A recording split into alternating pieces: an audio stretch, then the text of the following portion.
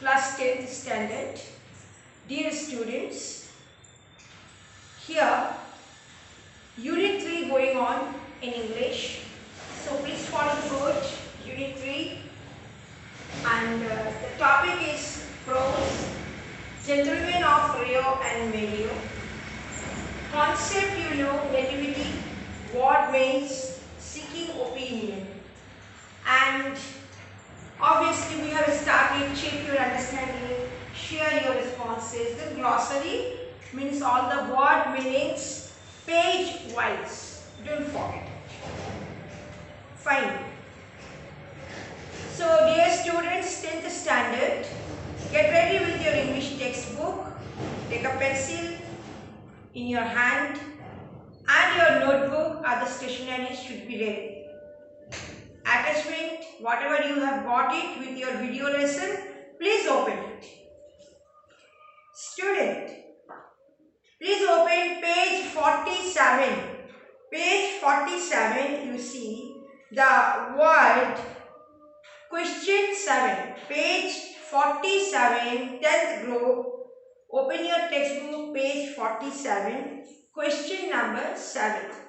The word innumerable kin means that the old man had a number of relatives. Kith and kin. This is one idiom. It means relatives. That is own blood relation people. Number 8. In the Indian context, the eyes of women are compared to fishes, Meenakshi, and lotus, Kamalakshi, based on their shape and size. Why do you think the eyes of the boy are compared to Jaycees? So this one, because the small deer with large beautiful eyes. So the small boy's eyes look like a gazelle, large eyes, very beautiful. That's why compared with a gazelle. Next, number 9. How did the old man greet the people who had been waiting for him? The person bowed down first in this way and greet. It means showed respect to all the people. The old man removed his hat and gloves carefully. Was he afraid that they would get spoiled? No, not afraid. Nothing like that. Whose style did it remind the writer of? Style of the great comedian around the world, Charlie Chaplin. Now, page 47. Please read on. Paragraph 4 onwards. Paragraph 4, page 47. There was a great deal of conversation about Rain and his family. So conversation going on in between the old man and the Americans and the storyteller narrating the story. There was a great deal of conversation about Rain and his family. He was very proud of his large family. Finally, we got down to business. Yes, he would sell as he had agreed for $1,200 in cash. We would buy and the money was ready. Don Anselmo, I said to him in Spanish, we have made a discovery. You remember that we sent that surveyor, that engineer up there to survey your land so as to make the deed.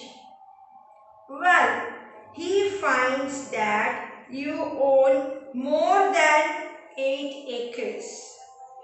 He tells us that your land extends across the river and that you own almost twice as much as you thought. He did not know that.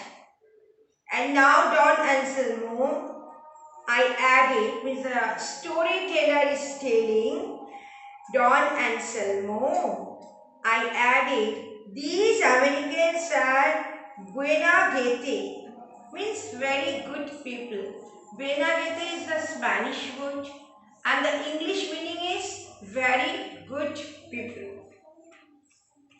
And they are willing to pay you for the additional land as well at the same rate per acre, so that instead of $1,200 you will get almost twice as much, and the money is here for you. Para 5. The old man hung his head for a moment in thought, started thinking. Then he stood up and stared at me. Staring means looking at me. Friend, he said, I do not like to have you speak to me in that manner. I kept still and let him have his say. I know these Americans are good people. Page 48. I know these Americans are good people, and that is why I have agreed to sell to them. But I do not care to be insulted. I have agreed. This is the words of Don Anselmo. I have agreed to sell my house and land for $1,200, and that is the price. Means he is not willing to take any extra price for the land or other matters. Whatever promised, only that much. That is the personality, the great personality and dignity of the old gentleman of Rio and Medio. That's why that very title given by Juan A. Cedillo, who has composed the prose, this story, Gentleman of Rio and Medio, is successful. Very much appropriate the title according to the character of Don Anselmo, the great personality, the great dignified person, that is the old gentleman of Rio and Medio. So $1,200 promised, and he will take only that much amount, not 1 rupee also extra. If anyone is willing to give, still he refused. Page 48, para 6. I argued with him, but it was useless. Finally, he signed the deed and took the money, but refused to take more than the amount agreed upon. Here you see ragged means torn. Down you will see page 48 glossary. Ragged means torn. T-O-R-N. And deed means agreement paper. And took the money but refused to take more than the amount agreed upon.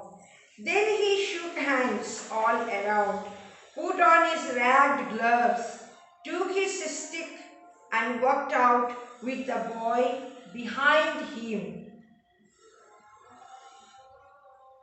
So, after this, you see, check your understanding. Share your responses, the question answers. In the meeting of the old man and the Americans, they talked about rain and the old man's large family. So what was it actually? To mock his large family, to break the ice, a custom of the Americans, to make themselves comfortable, to prepare everyone for the main talk, to make everyone know that it had not rained in that area. Not at all. In the meeting of the old man and the Americans, they talked about rain and the old man's large family. It was just nothing to prepare everyone for the main talk, just introduction. Why do you think the storyteller spoke Spanish? To give more and more value to Spanish, so that everybody should understand the meaning of those words. The storyteller offered the old man almost the double of what he had quoted earlier. Why? When they already get the route map of land and all, they thought that why $1,200? More than that, the Americans were ready to give money amount to the old gentleman. But the gentleman refused it. What was the reaction of the old man to the storyteller's offer? Reaction of the old man was like that. He refused in a very polite way with his dignity, maintaining his personality, he's honest. That one he wanted to prove in front of the storyteller. Please read the story and check your comprehension so that you can understand. Very shortly, I will be coming back with the continued lesson. Thank you.